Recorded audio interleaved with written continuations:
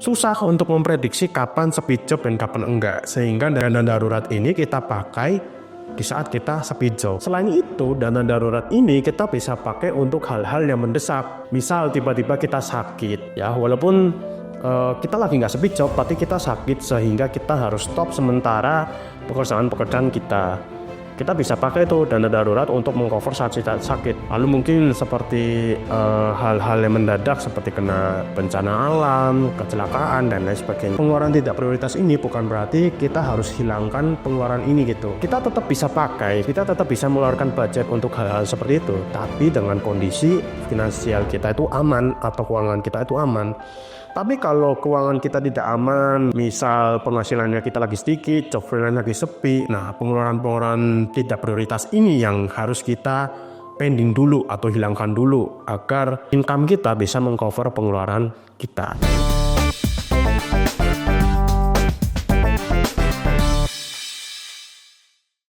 Ingin belajar freelance dari dasar sampai bisa dapat klien sendiri? Kami sedang launching kelas Freelance 101 Start Your Freelance Career. Kelas freelance yang paling lengkap dimentori freelancer berpengalaman dan dapatkan diskon 60% hanya di bulan ini. Cocok untuk siapapun dari pemula, mahasiswa, ibu rumah tangga, bahkan kamu karyawan yang ingin switch karir atau cari tambahan penghasilan. Ayo daftar dan mulai karir freelancermu dari sekarang. Hai teman-teman semua, kembali lagi dengan saya Dwi di podcast Saat Stres. So di video ini aku akan sharing seputar manajemen finansial ala freelancer, dan aku share di sini itu berdasarkan pengalamanku. Jadi jangan jadikan patokan atau jangan jadi panutan. Cukup jadikan apa yang aku share ini sebagai referensi teman-teman dalam mengatur finansialnya. Terutama untuk teman-teman yang pemula atau baru terjun jadi freelancer. Pasti mengalami yang namanya financial shock, bukan culture shock tapi financial shock.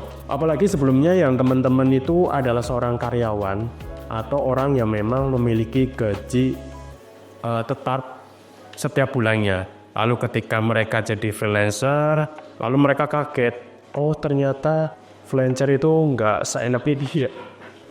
Iya benar banget, soalnya freelancer itu ya penghasilannya memang nggak stabil, benar-benar nggak stabil. Ini yang nggak banyak dibahas oleh kreator-kreator freelance ya, bahwa yang namanya freelancer itu ya gajinya nggak stabil. Sehingga teman-teman freelancer itu harus pinter-pinter ngatur finansial, ngatur keuangan agar tetap survive menjadi seorang freelancer.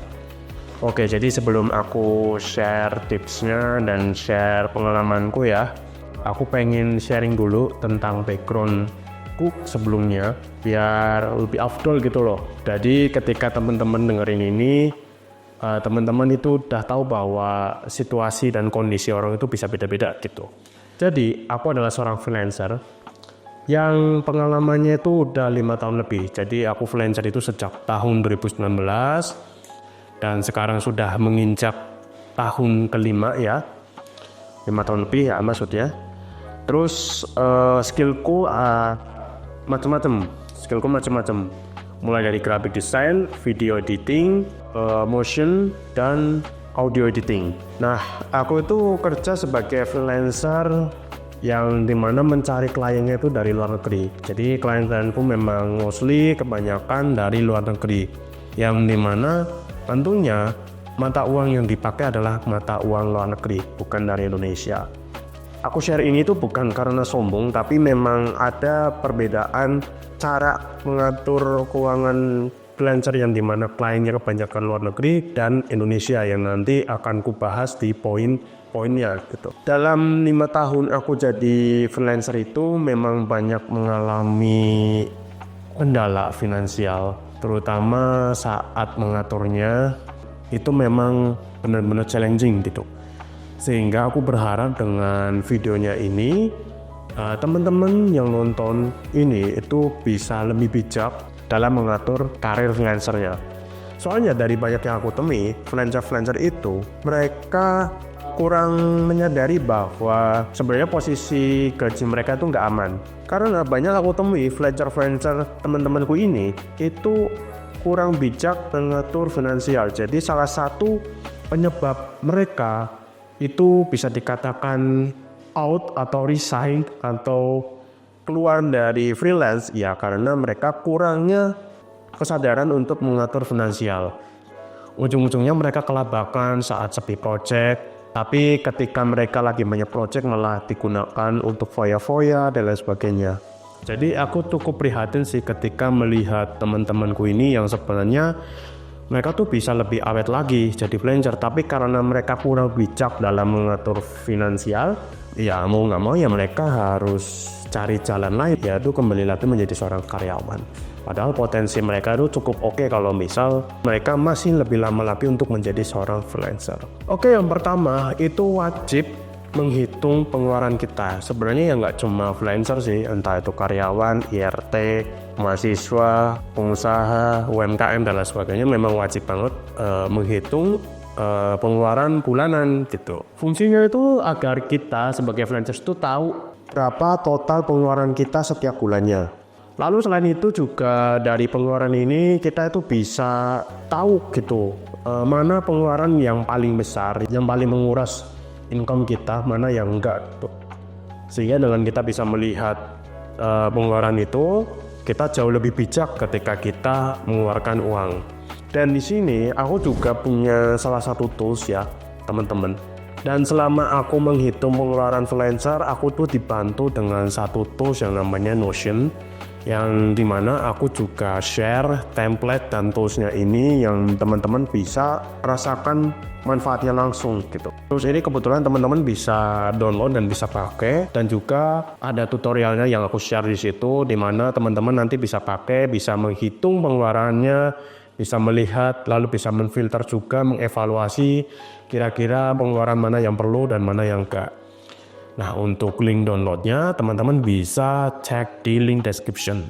Lalu yang kedua, selain kita menghitung pengeluaran kita, kita juga harus memisahkan mana pengeluaran prioritas dan mana yang enggak. Maksudnya pengeluaran prioritas itu seperti apa? Contoh, pengeluaran prioritas itu adalah pengeluaran yang memang wajib kita keluarkan setiap bulan. Seperti tagihan, entah itu tagihan internet, tagihan air, tagihan listrik atau token, tagihan lingkungan, IPL ya, jika teman-teman tinggal di klaster perumahan, pendidikan anak ya, SPP anak, dan lain sebagainya. Pokoknya pengeluaran yang memang harus ada dan harus dibayar setiap bulannya. Dan pastikan juga pengeluaran-pengeluaran ini itu memang kita pakai dan kita perlukan. Selain tagihan itu seperti living cost, gaya makan, gaya minum, lalu belanja bulanan, dan lain sebagainya. Jangan lupa juga sisihkan sebagian pendapatan untuk membayar pajak juga, karena kan memang kita nanti wajib bayar pajak ya. Dan jangan lupa sisihkan mungkin 5-10% pendapatan kita untuk digunakan saat pelaporan pajak. Takutnya ketika nanti di masa kita melapor pajak, kita tuh nggak ada uangnya gitu. Ya walaupun memang pajak itu kan nggak setiap bulan ya, tapi kita bisa cicil berapa sekian persen untuk membayar pajak di setiap akhir tahun. Lalu kewajiban yang lain mungkin bisa teman-teman hitung seperti mungkin kirim uang ke orang tua, zakat ya bagi teman-teman muslim, atau perpuluhan bagi teman-temannya Kristiani, dan lain sebagainya. Itu juga harus diperhitungkan. Nah, contoh pengeluaran yang tidak prioritas atau tidak wajib ya seperti biaya nongkrong, kopi ya, belanja, layanan streaming, dan lain sebagainya. Kalau aku sendiri ya, menentukan prioritas atau enggaknya itu adalah dengan membuat list. Kira-kira memang ketika pengeluaran ini aku hilangkan, aku merasa keberatan atau enggak, merasa kerepotan apa enggak gitu. Kalau aku merasa kerepotan apabila pengeluaran ini aku hilangkan, ya berarti itu aku butuh. Tapi kalau aku merasa baik-baik saja ketika pengeluaran ini dihapus, ya berarti itu aku enggak butuh-butuh amat. Pengeluaran tidak prioritas ini bukan berarti kita harus hilangkan pengeluaran ini gitu. Kita tetap bisa pakai, kita tetap bisa mengeluarkan budget untuk hal-hal seperti itu, tapi dengan kondisi finansial kita itu aman atau keuangan kita itu aman. Tapi kalau keuangan kita tidak aman, misal penghasilannya kita lagi sedikit, job freelance lagi sepi, nah pengeluaran-pengeluaran tidak prioritas ini yang harus kita pending dulu atau hilangkan dulu agar income kita bisa mengcover pengeluaran kita gitu. Agar kita tetap bertahanlah gitu. Nah, dari menghitung total pengeluaran prioritas kita itu bisa menghitung biaya pengeluaran wajib yang perlu kita keluarkan setiap bulannya. Sehingga kita tuh harus menyiapkan dana darurat. Nah, apa sih dana darurat? Dana darurat ini adalah dana yang kita gunakan untuk hal-hal darurat. Jadi nggak cuma teman-teman karyawan aja yang harus punya dana darurat. Kita sebagai freelancer pun juga harus punya dana darurat. Kalau teman-teman karyawan itu menggunakan dana darurat itu ketika mereka kena layoff, kena resign gitu.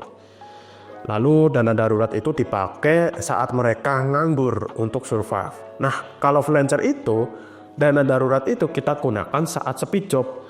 Sedangkan kalau speed job ini itu kan bisa terjadi kapan waktu gitu, nggak bisa kita prediksi. Berbeda dengan teman-teman yang karyawan, ya walaupun ada resign atau layoff itu mendadak ya, tapi kan pada dasarnya mereka tuh bisa memprediksikan kapan mereka resign, kapan mereka kena layoff. Sedangkan kita sebagai freelancer itu susah untuk memprediksi kapan speed job dan kapan enggak. Sehingga dana darurat ini kita pakai di saat kita speed job. Selain itu, dana darurat ini kita bisa pakai untuk hal-hal yang mendesak. Misal tiba-tiba kita sakit, ya walaupun kita lagi nggak speed job, tapi kita sakit sehingga kita harus stop sementara pekerjaan kita. Kita bisa pakai itu dana darurat untuk mengcover saat kita sakit. Lalu mungkin seperti hal-hal yang mendadak seperti kena bencana alam, kecelakaan dan lain sebagainya. Itu kita juga bisa pakai dana darurat itu untuk mengcover hal-hal seperti itu. Nah, berapa sih nominal dana darurat itu? Seperti pada poin yang kedua, kita sudah menghitung pengeluaran prioritas kita. Nah, dari total pengeluaran prioritas kita per bulan, untuk dana darurat, kita bisa menyiapkan dana darurat sekitar 6 kali dari total pengeluaran prioritas kita untuk teman-teman yang tidak punya tanggungan atau masih hidup sendiri. Tidak punya tanggungan ini bukan berarti teman-teman itu single ya. Kadang teman-teman yang single pun atau yang belum menikah kayak aku ini, itu juga bisa aja mereka punya tanggungan seperti sandwich generation, harus seperti menghidupi orang tua, menghidupi kakak, adik, saudara dan sebagainya. Jadi arti nggak punya tanggungan itu adalah ketika teman-teman menggunakan gaji sepenuhnya untuk diri sendiri. Lalu jika teman-teman yang punya tanggungan atau sudah berkeluarga, ya itu paling nggak minimal 12 kali dari total pengeluaran prioritas kita. Dana darurat ini itu teman-teman wajib kumpulkan dulu ya, sebelum teman-teman memiliki keinginan membeli hal-hal yang lain. Jadi sifat dana darurat ini adalah wajib dikumpulkan dan ditabung sebelum teman-teman punya hal-hal yang lain untuk dibeli. Jadi sebelum teman-teman upgrade komputer, sebelum teman-teman beli motor, beli mobil dan lain sebagainya, teman-teman harus pastikan punya dana darurat dulu gitu. Karena dana darurat ini yang nanti menyelamatkan hal-hal yang memang nggak terduga, nggak bisa kita prediksi. Pertanyaannya, gimana cara mengumpulkan dana darurat? Kalau dari pengalamanku, mengumpulkan dana darurat itu kita nggak bisa langsung sekali menabung langsung dapat nominal yang diinginkan gitu. Kita memang harus cicil. Cara cicilnya itu gimana? Kembali lagi pada poin yang pertama, teman-teman harus hitung pengeluaran bulanan dulu. Kalau setiap bulan teman-teman merasa income-nya itu lebih tinggi daripada pengeluaran, itu sisanya wajib langsung tabung ke dana darurat. Lakukan terus setiap bulan. Suatu saat income-nya itu lebih rendah daripada pengeluaran alias boncos ya. Nah, teman-teman bisa pakai dana darurat dulu untuk mengcover pengeluaran teman-teman. Jadi ketika teman-teman mengumpulkan dana darurat itu nggak harus kita dalam 1-2 bulan itu harus nominal segitu itu enggak gitu. Jadi dicicil aja, nggak apa-apa gitu. Dicicil sampai teman-teman merasa bahwa tabungan dana darurat itu benar-benar sesuai dengan nominal yang teman-teman hitung, yaitu tadi 6 kali pengeluaran apabila teman-teman nggak ada tanggungan, atau 12 kali jika teman-teman punya tanggungan. Nah, kalau aku sendiri dana darurat itu aku simpen setengah di bank atau dalam bentuk cash, setengah di instrumen investasi. Biasanya aku pakai di reksadana. jangan teman-teman itu simpen dana darurat semuanya itu di instrumen investasi. Ya entah itu reksadana, saham dan lain sebagainya. Karena apa? Instrumen investasi ini kan memiliki resiko dan dananya itu tidak liquid, tidak bisa instan untuk digunakan. Berbeda ketika kita simpen di bank atau di cash, yang dimana ketika kita butuh sewaktu-waktu kita bisa langsung pakai gitu. Suatu saat aku butuh dana darurat itu, ya aku pakai yang di bank dulu, baru nanti yang di reksadana atau di investasi itu aku cairkan. Lalu selanjutnya adalah pisahkan rekening pribadi dan rekening yang dipakai untuk bisnis atau menerima gaji dari freelancermu gitu. Kenapa kita harus pisah rekening? Kalau aku sendiri itu biasanya aku gunakan untuk melacak kira-kira penghasilanku itu dari mana aja gitu. Ketika kita membuat rekening khusus untuk menerima dana-dana dari klien atau gaji dari freelance kita itu bisa mengevaluasi, oh ternyata tiap bulan aku dapat segini. Ini juga untuk memudahkan teman-teman ketika merekap pendapatan tahunan gitu, untuk melapor pajak atau hal yang lain gitu. Dan juga memisahkan rekening itu juga untuk menghitung kira-kira profit atau keuntungan bersih kalian per bulan ini itu berapa. Jadi yang dimaksud dengan profit bersih atau pendapatan bersih, ketika pendapatan freelance kita dikurangi biaya operasional, entah itu langganan aplikasi, bayar listrik, bayar internet, perbaikan, maintenance, dan lain sebagainya gitu. Dan juga jika bisa, teman-teman buat rekening khusus untuk membayar operasional. Sebenarnya nggak harus bank konvensional sih, kayak BCA, Mandiri, dan sebagainya. Teman-teman juga bisa manfaatkan bank digital. Karena kan bank digital selain memang gampang bikinnya dan juga mudah pengoperasiannya, bank digital juga sering mengadakan promosi untuk pembayaran tertentu gitu. Jadi kita bisa manfaatkan ya, syukur-syukur untuk ya lumayan kan untuk penghematan juga. Jadi untuk rekening operasional teman-teman bisa manfaatkan bank digital untuk membayar tagihan-tagihan teman-teman. Ya terserah sih, bisa pakai Bank Jago, Jenius, Blue, dan lain sebagainya. Karena aku nggak di-endorse ya teman-teman, silahkan pakai sesuai dengan kenyamanan teman-teman gitu. Lalu yang kelima itu kita harus budgeting atau buat anggaran setiap bulannya. Selain tadi pada poin ketiga kita tahu biaya total pengeluaran prioritas kita, pada poin ini kita juga bisa buat anggaran untuk pengeluaran-pengeluaran tertentu, terutama untuk pengeluaran yang tidak prioritas. Seperti apa? Ya tadi kayak biaya nongkrong, biaya hiburan, biaya liburan, dan lain sebagainya. Untuk poin ini aku juga dibantu dengan tools yang ada di Notion, template yang ada di Notion, yaitu bagian budgeting, di mana aku tuh bisa membudget pengeluaran-pengeluaran yang aku ingin batasi gitu. Nah, dari tools atau template ini teman-teman juga bisa pakai untuk membudgeting atau menganggarkan biaya-biaya yang teman-teman ingin atur gitu. Entah itu biaya hiburan, transportasi, tagihan, dan lain sebagainya. Dan tools ini juga enak untuk dipakai ya, selain tadi teman-teman bisa gunakan untuk finansial, untuk mengatur finansial, income, outcome, bahkan sampai investasi, teman-teman juga bisa pakai tools ini untuk budgeting. Jadi satu tools atau satu template dashboard ini digunakan untuk semua mengcover hal-hal finansial, terutama untuk kamu yang freelancer ataupun remote worker gitu. Jadi biasanya hal-hal yang aku batasi itu biasanya hiburan dan hobi ya, jika teman-teman punya hobi. Contoh aja kayak aku ini untuk hiburan, tiap bulannya aku batasi itu 500.000 per bulan. Jadi kalau pendapatanku lagi normal ya udah jangan lebih dari 500.000 untuk hiburan atau hobiku. Tapi kalau memang lagi banyak pendapatanku, income itu lagi banyak-banyaknya, lagi banyak project, biasanya aku tinggal nyesuaiin aja gitu. Biaya hiburan atau hobi ini ya perlu juga sih, walaupun nggak wajib. Karena kan kita sebagai manusia ya, kadang kan ada kalanya stres, ada kalanya kita butuh sesuatu untuk merefresh pikiran. Sehingga biaya-biaya ini itu agar kita itu tetap produktif lah istilahnya, sebagai self reward, walaupun aku sarankan ya jangan terlalu berlebihan lah untuk self reward kepada diri sendiri. Kita juga harus memperhitungkan income kita tiap bulannya. Jangan sampai self reward itu membebani income kita setiap bulannya. Ya nanti ya boncos. Atau mungkin bagi teman-teman yang pernah mendengar porsi finansial ya seperti 50-30-20 atau 50-40-10, ini bisa digunakan, tapi menurut aku tuh kurang efektif ya bagi teman-teman freelancer. Soalnya freelancer itu kan gajinya bisa dibilang nggak stabil, berbeda dengan teman-teman karyawan yang gaji mereka stabil, punya fixed income setiap bulannya.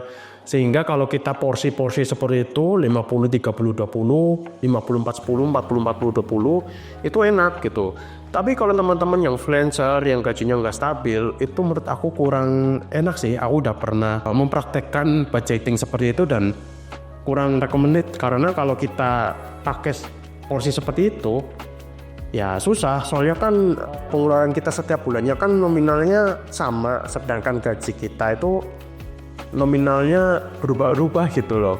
Kalau kita pakai persentase untuk mengatur berapa biaya yang harus kita keluarkan untuk kebutuhan hidup, untuk investasi, untuk hiburan dan sebagainya, ya susah karena penghasilan kita itu nggak stabil. Lalu yang keenam, jangan lupa untuk investasi.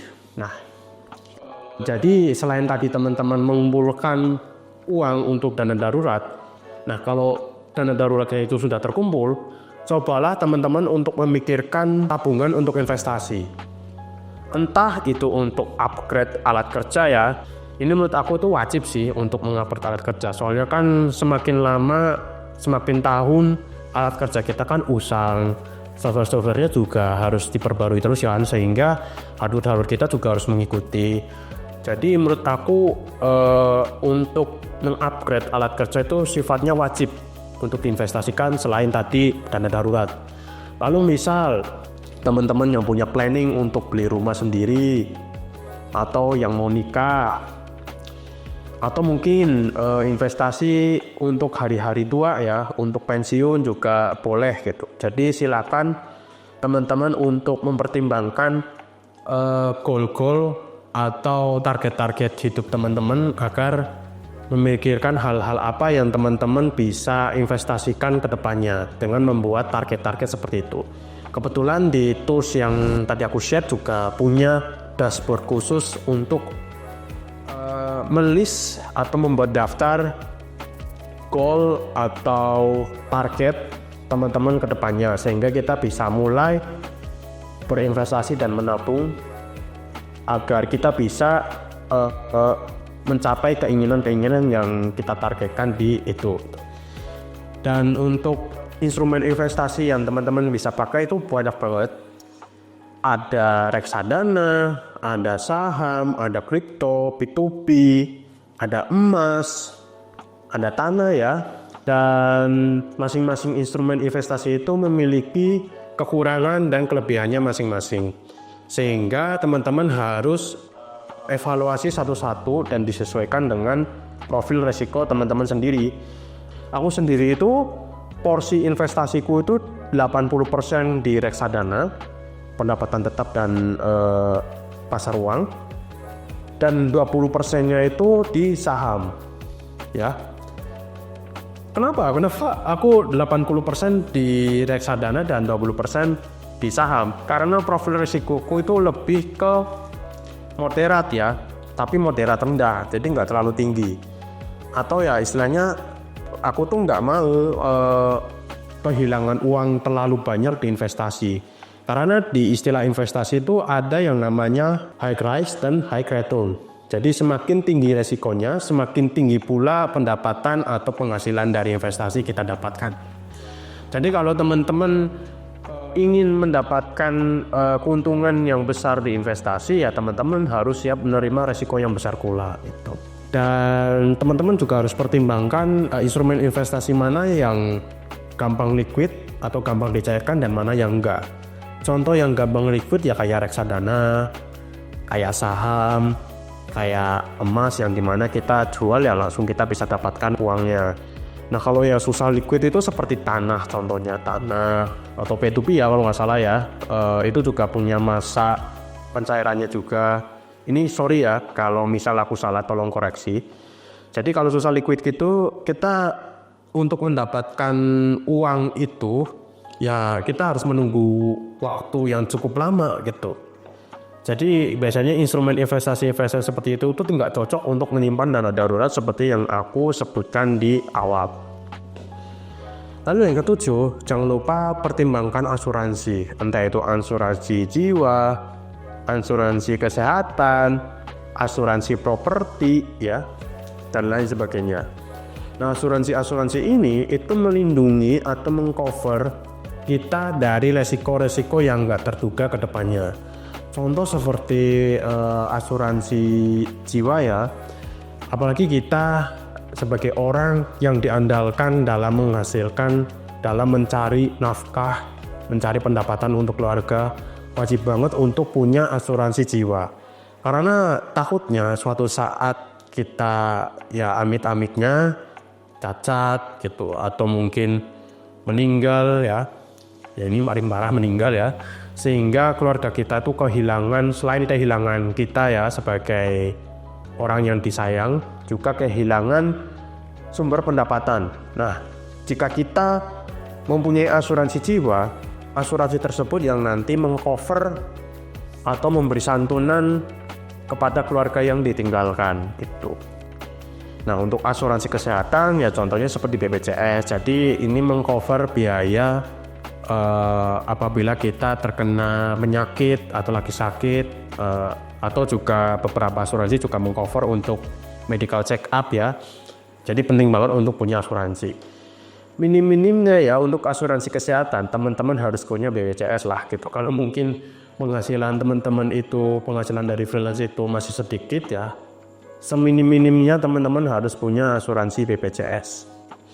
Dan juga ada asuransi properti atau asuransi aset, yaitu melindungi aset-aset kita dari resiko-resiko yang udah ada. Misal asuransi rumah ya, misal rumah kita terkena bencana, kebakaran dan lain sebagainya.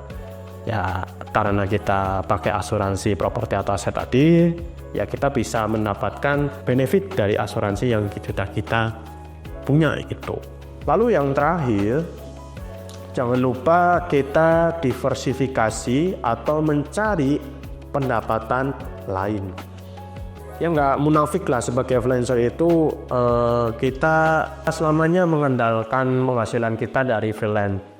Pada kala-kalanya memang freelance itu lagi sepi-sepinya. Ya untung kalau mungkin cuma 1 atau 2 bulan ya. Kalau mungkin lama ya karena terdampak sesuatu, misal dari kebijakan negara, misal ada perang, atau misal ada dampak ekonomi dan lain sebagainya yang membuat pekerjaan kita hilang atau sementara tidak digunakan, itu malah lebih bahaya gitu ketimbang sepi job aja gitu. Contoh seperti sekarang lagi trending ya soal AI, banyak pekerjaan yang mulai hilang gara-gara AI ini. Kita sebagai freelancer itu harus sudah mulai memikirkan apa kira-kira yang bisa kita gunakan untuk mencari penghasilan selain freelance gitu. Ada beberapa temanku itu yang mendirikan kafe, ada yang punya usaha makanan, catering. Ada juga yang memang mereka tetap freelance tapi dengan needs atau service yang berbeda-beda dan lain sebagainya. Kalau aku sendiri sebagai freelancer, aku juga punya usaha ya walaupun nggak besar. Jadi walaupun aku saat ini sudah merasa bahwa cukup stable ya di dunia freelance, tapi nggak memungkiri aku mencoba untuk mencari peruntukan lain. Takutnya bahwa nanti freelancerku ini ya, penghasilan dari freelancerku ini itu hilang. Apalagi ya sekarang zamannya AI, teknologi itu semakin gila, cepat banget perkembangannya. Dan bisa-bisa mungkin bulan depan atau tahun depan pekerjaanku itu hilang begitu aja. Ya itu gitu loh. Jadi kita itu nggak bisa menebak ke depannya itu gimana, sehingga kira-kira hal apa yang bisa kita lakukan untuk mendapatkan penghasilan di luar freelance gitu. Dan juga mungkin hal yang teman-teman bisa lakukan itu jika teman-teman masih mengandalkan freelance, saran aku, jangan cuma mengandalkan satu platform atau satu klien saja. Jangan seperti yang aku lakukan dulu pada tahun 2019 sampai 2021, yang dimana aku cuma mengandalkan Fiverr untuk mencari job dan pendapatan. Ketika Fiverr ini memiliki kebijakan baru atau punya algoritma yang membuat jobku itu sepi, ya aku kelabakan gitu. Jadi untuk teman-teman sekarang yang masih menggantungkan freelance saja untuk penghasilan, ya cobalah untuk mencari platform lain atau jangan mengandalkan satu klien saja gitu. Kalau bisa ya 2, 3, 4 klien gitu. Asalkan teman-teman tetap bisa untuk mengukur kemampuan diri sendiri. Takutnya kalau teman-teman kebanyakan juga menerima klien, ya takutnya overwork gitu, yang membuat semuanya berantakan dan bisa dicap gak profesional. Jika teman-teman ingin belajar menjadi seorang freelance ya, yang multi platform seperti yang aku lakukan sekarang, aku punya kelas yang memang lagi di launching bulan ini, bulan Februari, yang memang sedang di launching bulan ini, yang teman-teman bisa daftar di link description. Jadi di kelas ini itu teman-teman itu diajarkan cara menjadi freelancer yang long term, yang dimana aku mengajarkan cara mencari klien di berbagai platform sehingga teman-teman itu bisa survive gitu. Jadi nggak mengandalkan satu platform atau satu klien saja. Oke, jadi sekian dulu ya cara mengatur finansial ala freelancer. Jika teman-teman punya pertanyaan, punya statement lain atau menanggapi sesuatu yang ada di video ini, sangat diperbolehkan. Aku malah senang jika ada diskusi di kolom komentar, atau jika teman-teman punya ide lain untuk topik di episode selanjutnya, silahkan komen juga. Siapa tahu mungkin bisa jadi pembahasan kita di episode selanjutnya. Sekian dari saya, Dwi. Jangan lupa untuk like, subscribe, dan share kepada teman-teman freelancer lain biar kita sama-sama simplify gitu. Sampai jumpa di video lain. Bye-bye.